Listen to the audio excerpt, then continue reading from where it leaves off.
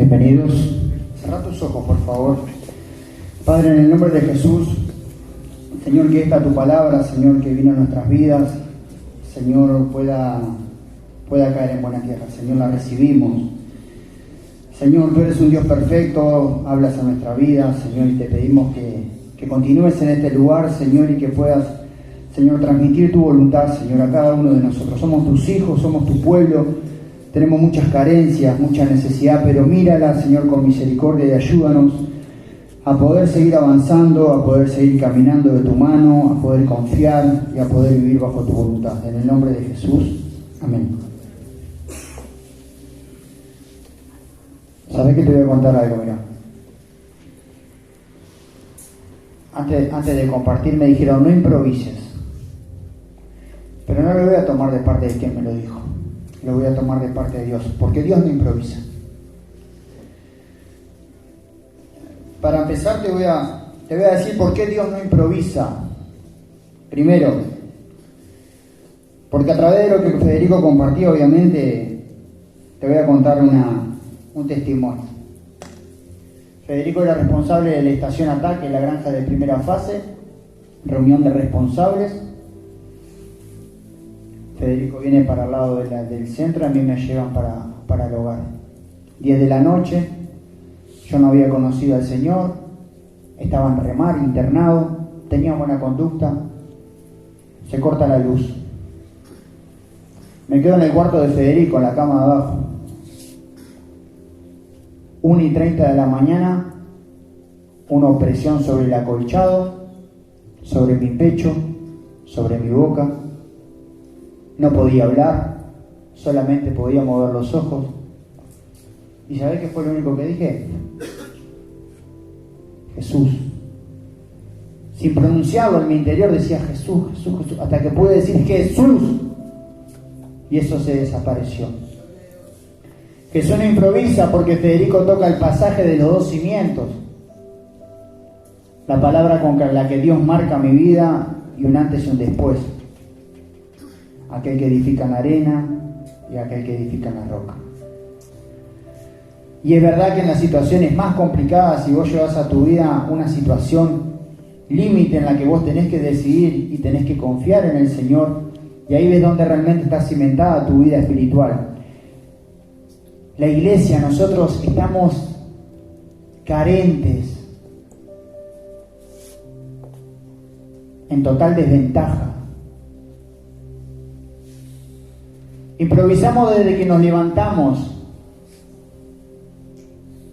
Improvisamos en lo cotidiano, en el día, en lo que compartimos, en lo que predicamos. Y eso no está bien. Te voy a leer una historia y luego lo voy a llevar al ámbito espiritual. Elías, un profeta de Dios. Profetas son aquellos que en aquella época llevaban el mensaje de Dios, la palabra del Señor. En el capítulo 19 de Reyes 19, yo no soy de leer el Antiguo Testamento, me gustan mucho los evangelios, los apóstoles, los hechos, las cartas de Pablo. Pero claro, Dios me dijo, no improvises. Me ofendí, sí, mi carne. ¿Por qué? Porque es la responsabilidad que tenemos delante de la congregación y de cada uno de los miembros, así como ustedes, aquellos que son receptores y tienen que tener la disposición correcta de recibir la palabra de Dios.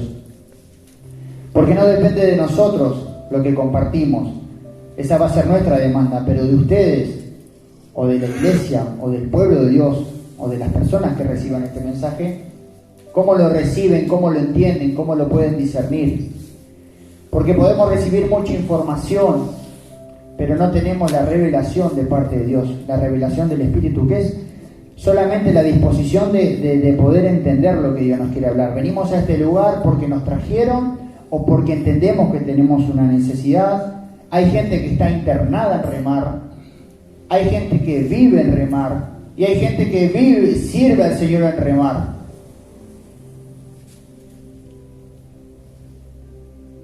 ¿Es una verdad o no? Es verdad. Hay gente que está internada en remar, cumpliendo una rehabilitación. Hay gente que judicialmente está cumpliendo un término de tiempo en remar. Hay gente que vive en remar y vive de remar. Y hay otros que sirven al Señor en remar. Hay que entender y tenemos que aprender a separar. En el capítulo 19 de Reyes dice lo siguiente: Elías huye de Oreb. Este profeta había hecho un montón tuvo un montón de acontecimientos. Imagínate que antes de este capítulo él había orado por la lluvia, había matado a 430 profetas de Baal. Era bien reconocido y decía: acá dio a Jezabel la nueva de todo lo que Elías había hecho. Estas cosas que te mencionaba: había cortado la cabeza de los profetas, había orado por la lluvia para que cesara, para que volviera, y de cómo había matado a espada a todos los profetas. Entonces envió Jezabel a Elías un mensajero, diciendo: así me hagan los dioses y aún me añadan, si mañana a estas horas yo no he puesto tu persona como a uno de ellos.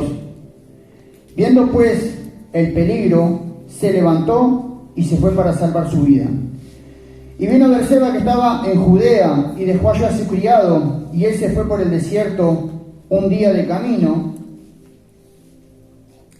y vino y se sentó debajo de un enebro, y deseando morirse dijo: basta ya, oh Yahvé, quítame la vida, pues no soy mejor yo que mis padres. Y echándose debajo del enebro, se quedó dormido. Y he aquí luego un ángel le tocó y le dijo: levántate, come. Entonces él miró, y he aquí en su cabecera una torta cocida sobre sus ascuas y una vasija de agua. Y comió y bebió, y volvió a dormirse. Y volviendo el ángel de Yahvé la segunda vez le tocó diciendo: levántate y come, porque largo camino te resta. Se levantó pues, comió y bebió. Fortalecido con aquella comida, caminó 40 días y 40 noches hasta Oreb, el monte de Dios. Y allí se metió en una cueva donde pasó la noche. Y vino a él palabra de Yahvé, el cual le dijo: ¿qué haces aquí, Elías? Y él respondió: he sentido un vivo celo por Yahvé, Dios de los ejércitos, porque los hijos de Israel han dejado su pacto y han derribado tus altares. Y he matado a espada a los profetas, y solo yo he quedado, y me buscan para matarme. Y aquí, y me buscan para quitarme la vida, Y él le dijo: sal fuera y ponte en el monte delante de Yahvé. Y aquí Yahvé pasaba en un gran y poderoso viento que rompía los montes y quebrantaba las peñas delante de Yahvé. Pero Yahvé no estaba en el viento. Y tras el viento un terremoto, pero Yahvé no estaba en el terremoto. Y tras el terremoto un fuego, pero Yahvé no estaba en el fuego. Y tras el fuego un silbido apacible y delicado. Y cuando lo oyó Elías, cubrió su rostro con su manto y salió y se puso delante de la puerta de la cueva. Y aquí que vino una voz diciéndole: ¿qué haces aquí, Elías? Y él respondió: he sentido un vivo celo por Yahvé, Dios de los ejércitos, porque los hijos de Israel se han alejado de su pacto y han derribado tus altares y han matado a espada a tus profetas, y solo yo aquí he quedado, y me buscan para matarme, para quitarme la vida. Y le dijo Yahvé: vuélvete por tu camino, por el desierto de Damasco, y llegarás y ungirás al rey. Tal vez no entiendas la historia, te la voy a explicar desde este punto.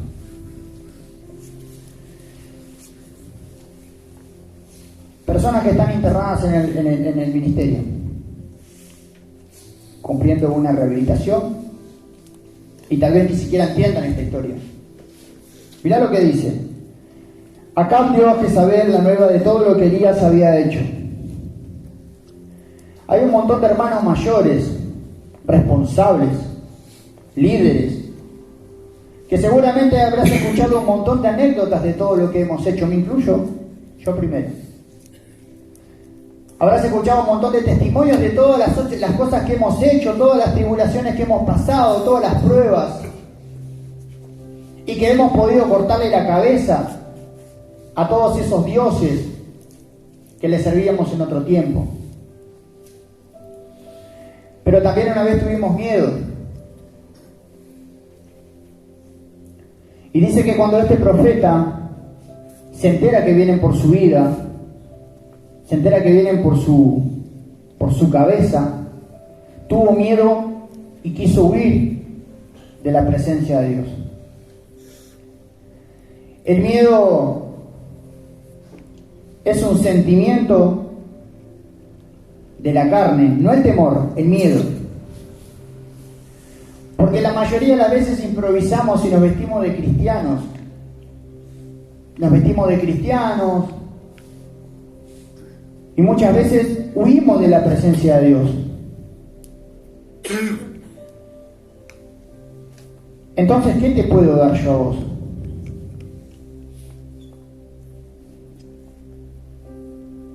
Si a veces tengo más inseguridades que las tuyas.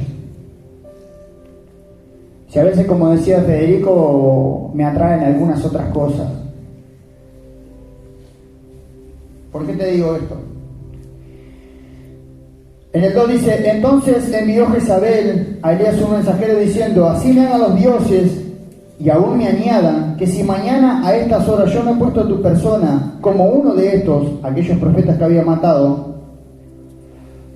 Viendo pues el peligro, se levantó y se fue para salvar su vida. Muchas veces queremos salvar nuestra vida. Yo muchas veces quiero salvar mi vida. Te lo tengo que confesar.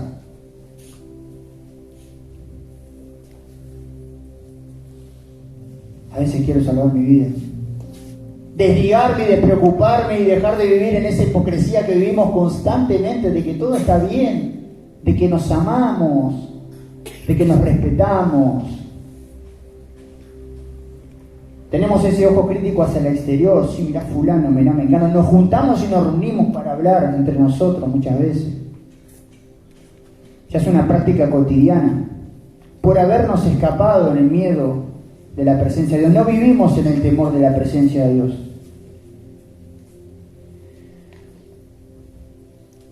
Viendo pues el peligro, se levantó y se fue para salvar su vida. Y vino a Berseba, que está en Judea. Y se fue por medio del desierto en camino de un día. Y se sentó debajo de un enebro. ¿Y deseando qué? Espiritualmente. ¿Cómo estamos? ¿Estamos muertos? ¿Queremos dejarnos morir? ¿Estamos dormidos? ¿Qué podemos pretender que los demás hagan? ¿Qué podemos pretender que los demás den? Si nosotros muchas veces estamos en esta condición. Te lo hablo desde este lugar porque somos como profetas, aquellos que, y no te lo estoy diciendo por nombramiento, te lo estoy diciendo porque eran los que llevaban la palabra al pueblo. La responsabilidad de los profetas era llevar el mensaje. ¿A qué? A un pueblo rebelde, que le había dado la espalda al Señor. Pero muchas veces queremos dejarnos morir. Es notorio, es visible, se ve. Andamos cansados, andamos agobiados, andamos en la carne. Entonces es crítica la situación de la iglesia, porque como decía Federico, el reino de las tinieblas trabaja muy organizadamente. Hay mucha influencia, de las tinieblas en nuestras vidas, ¿o no? ¿Hay influencia en tu vida? Claro que sí. Porque huimos de la presencia de Dios y porque muchas veces, como este profeta, a pesar de todas las hazañas que hicimos, a pesar de todos los milagros que vimos, a pesar de todo lo que el Señor hizo, queremos dejarnos morir.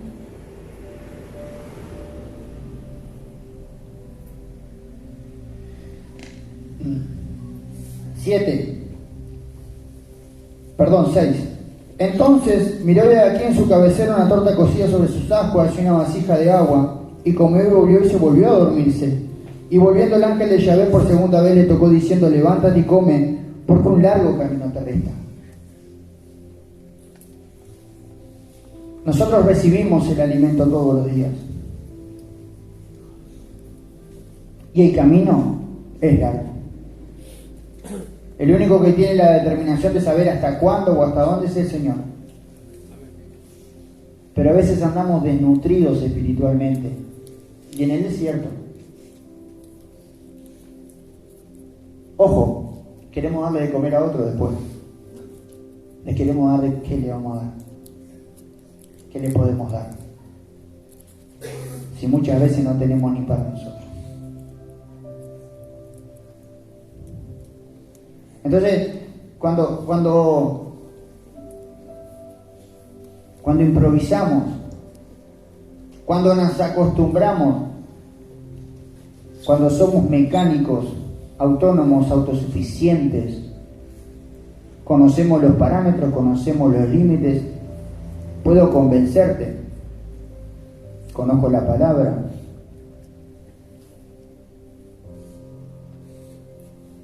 pero no realmente lo que el Señor nos está demandando a nosotros. A veces no tenemos ni siquiera la fuerza, la valentía para enfrentar nuestros propios temores o nuestros propios obstáculos. Y en el 7 dice, volviendo el ángel de Yahvé por segunda vez le tocó diciéndole, levántate y come porque un largo camino te resta. Se levantó pues y comió y bebió, fortalecido con aquella comida, y caminó 40 días y 40 noches hasta el monte de Horeb. ¿Qué trayecto llevas caminado? ¿Qué trayecto llevamos en el Evangelio, en el camino? Comiendo, asimilando y fortalecidos para lo porvenir. Porque un poco más al final te voy a decir por qué todo esto. Yo personalmente 11 años, a veces cansado. Me he dejado morir. Pero el Señor siempre envió un ángel para que nos dé ese alimento y para que podamos comer. A veces un cinchón de orejas también. Porque es necesario, porque es evidente la carencia. A veces no tenemos ni argumentos con que, mira, te voy a decir algo, naturalmente,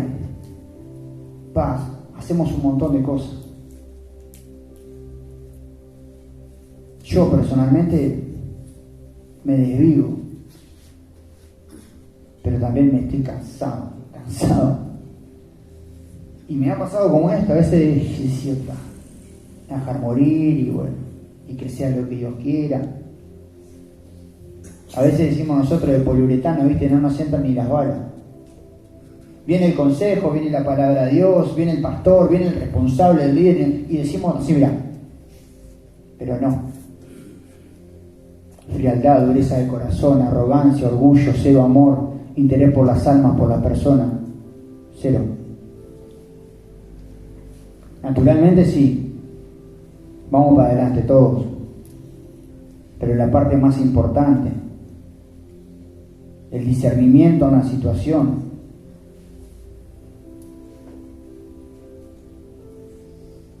podemos salvarle la vida a muchas personas. El trabajo del profeta, de aquel que lleva la palabra de Dios, es llevarle luz y poder salvar la mayor cantidad de almas posible. Seguimos en el 9. Y allí se metió en una cueva donde pasó la noche y vino la palabra de Yahvé, el cual le dijo, ¿qué haces aquí, Elías? Muchas veces el Señor nos encuentra en lugares donde no tenemos que estar.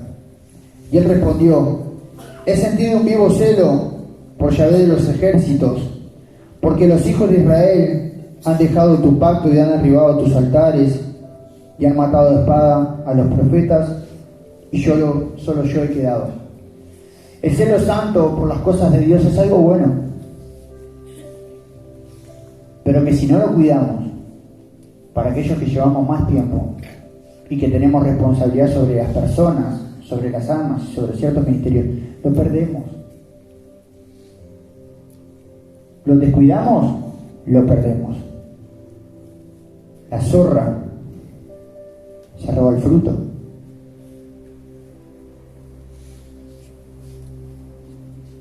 Seguimos.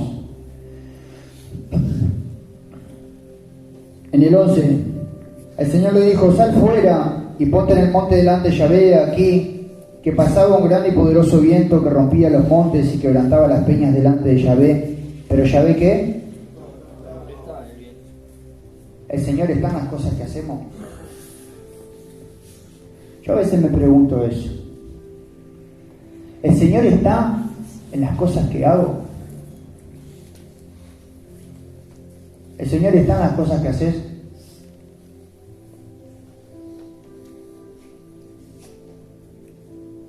¿Para quién lo hacemos? ¿Por qué lo hacemos? ¿Por remar? Remar se fundó y va a seguir estemos o no estemos. ¿Por el pastor? Está sujeto a pasiones y es de carne y hueso como vos y yo. Se cansa, se agobia. El Señor lo vuelve a levantar. Puede errar, también es humano. ¿Por Dios? Lo dudo. A veces no estamos dispuestos a hacer nada por el que tenemos al lado, que lo vemos y lo lapidamos. Lo tenemos al lado y no hacemos nada por ellos, o por él o por ella. ¿Qué me vas a decir? ¿Que lo que hacemos lo hacemos por Dios? Seamos realistas.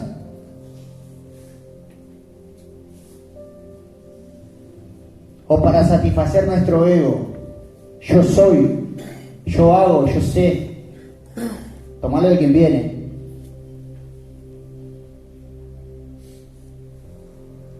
Pero realmente lo hago por Dios.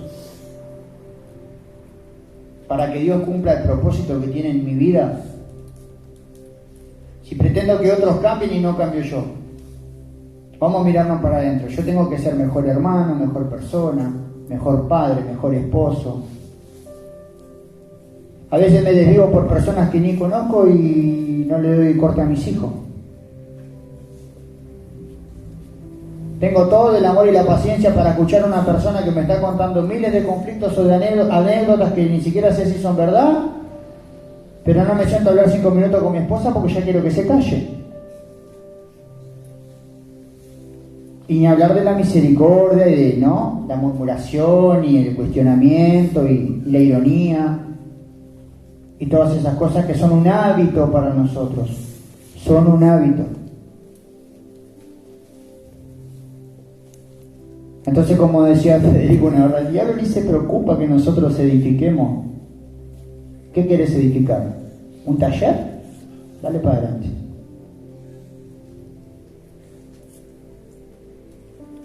¿Un ministerio? Dale. ¿Una casa? Dale para adelante. Y cuando vengan y golpeen con ímpetu, seguimos.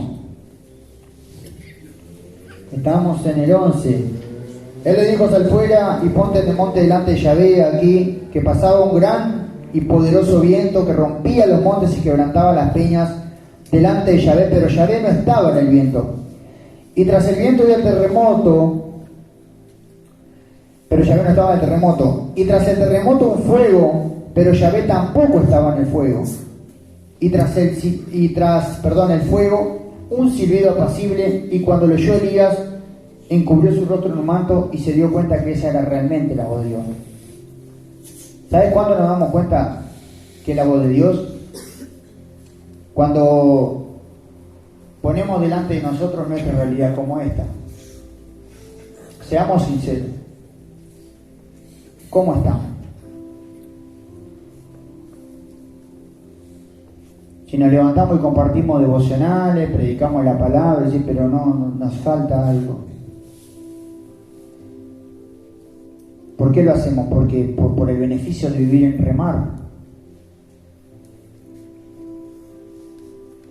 Puede sonar crudo y duro. ¿Por un plato de comida? No.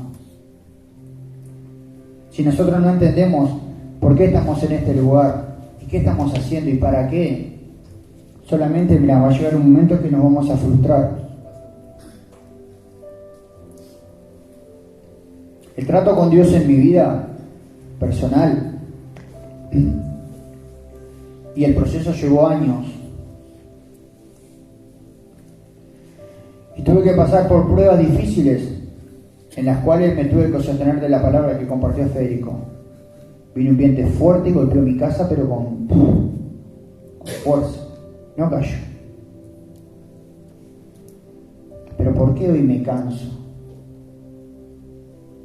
¿Por qué no tolero? ¿Por qué soy irónico? ¿Por qué veo la necesidad al lado mío y no hago nada? ¿Por qué me quiero sacar de arriba los problemas? ¿Por qué no tengo ese fuego y esa... Por querer escapar. Escaparme de la presencia de Dios. Porque si me pongo en la presencia de Dios, lo único que va a hacer es demandarme y ponerme en evidencia cómo estoy realmente. ¿Quién soy? A veces pretendemos o queremos que otros den lo que nosotros dimos en un tiempo y no va a funcionar.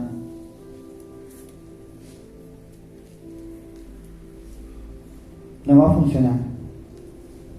Y no te puedo convencer de eso, pero la gracia de Dios y lo que Dios puede hacer en tu vida. Ayer lo veía en una persona que hacía tiempo no lo veía. Una persona que está aprendiendo hoy, que lleva un tiempito, corto tiempo en el ministerio, pero me hizo acordar aquellas viejas épocas en donde el fuego de Dios se veía en el rostro, y lo vi. Ese fue el detonante y lo que me hizo entender de que qué lejos que estoy. ¿Por qué me alejé? ¿Por qué huí de la presencia de Dios? ¿Por qué me metí en una cueva? ¿Por qué gasto tantas fuerzas si Dios no está en el asunto? ¿Por qué pasa el fuego y Dios no está? ¿Por qué? Y Dios solamente se manifiesta cuando estoy en el rincón de mi casa solo y en ese silbido posible me habla y me dice: che, mirá Martín, estás en el horno. En esta área estás... No significa que andes en pecado, que esto, pero en esta área, que es la más importante, y el Señor siempre exhorta a la iglesia a volver a esas primeras obras y a ese primer amor.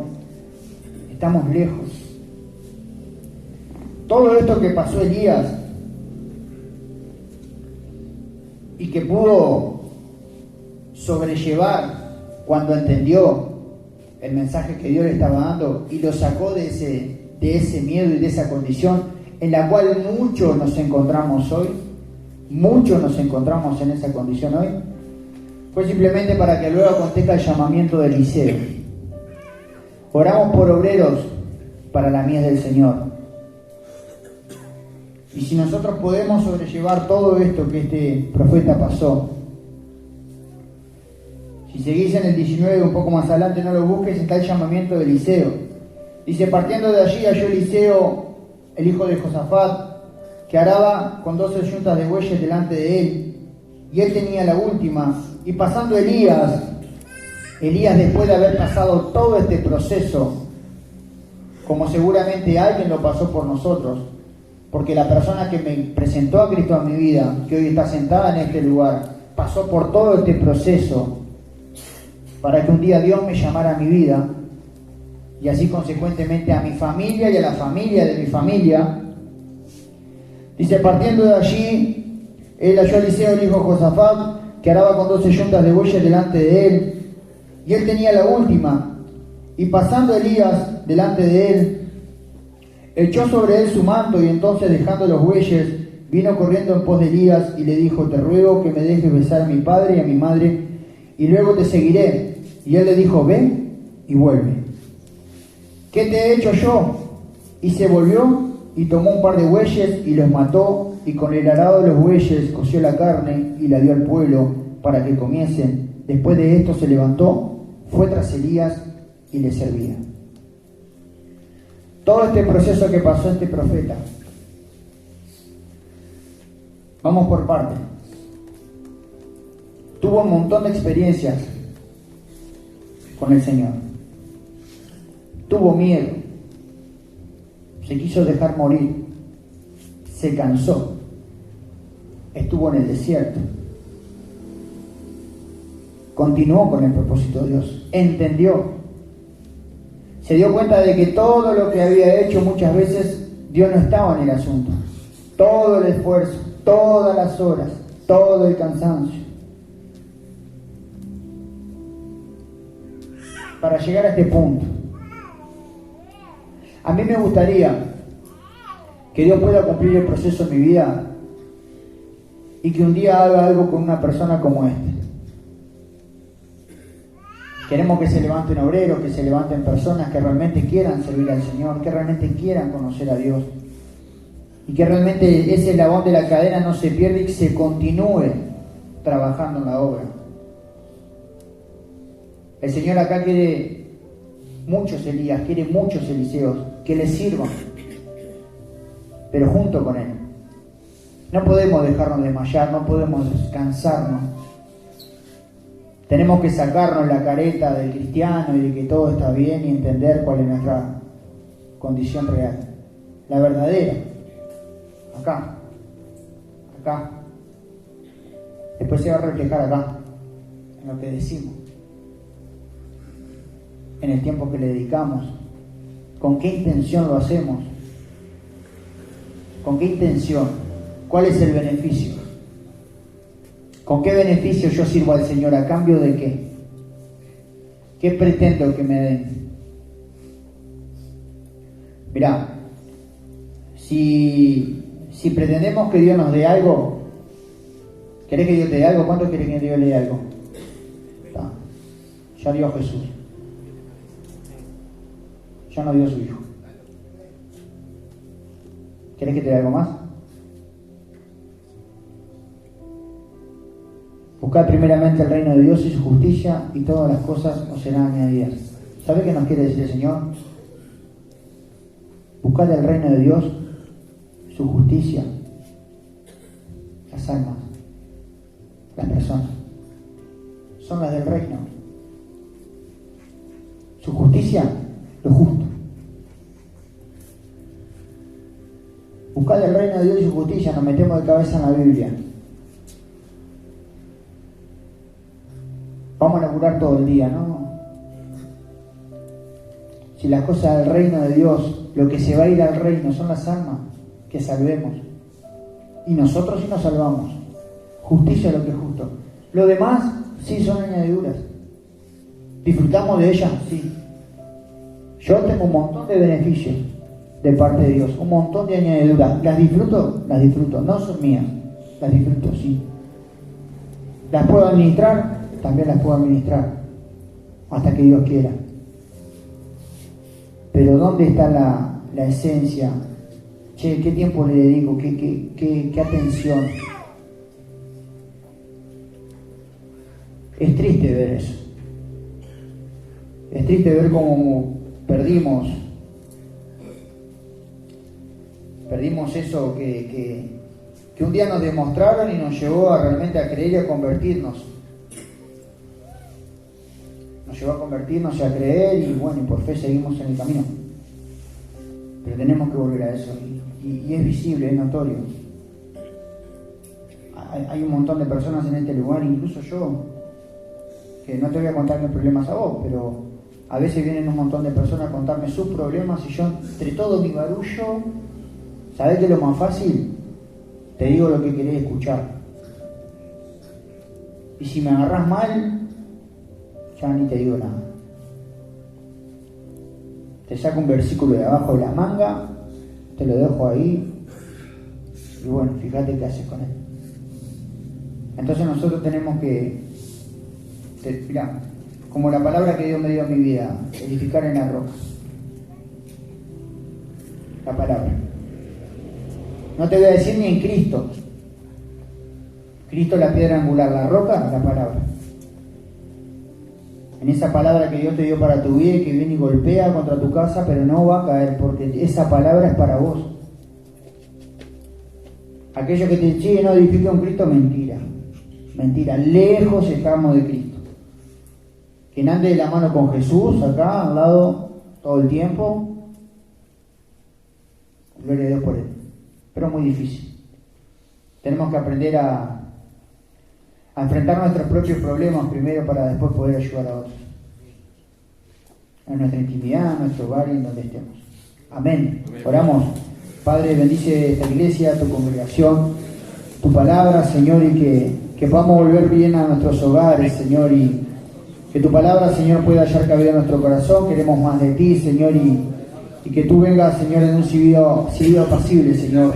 No en lo que hacemos, Señor, en lo que creemos que hacemos para ti, Señor, sino que veamos, Señor, tu gloria, Señor, en nuestro interior principalmente. Queremos sentir tu presencia, Señor, porque sin ella estamos perdidos, Señor. Bendecimos la vida de nuestro pastor, su familia, la congregación, Señor, y que en esta noche se haga tu voluntad. En el nombre de Jesús. Amén.